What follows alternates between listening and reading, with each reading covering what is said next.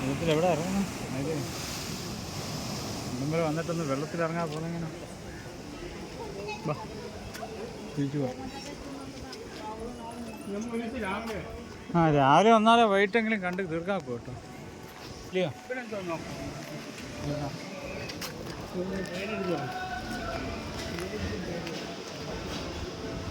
Ice cream അത് ചായ കലക്കും. Coffee ഉണ്ടാക്കുക. അത് കറക്കുക. കോഫി മധുരമൊക്കെ ആയിട്ട്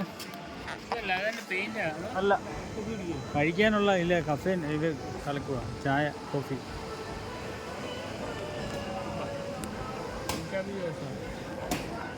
എന്ത് പഞ്ചാബികളാണ്?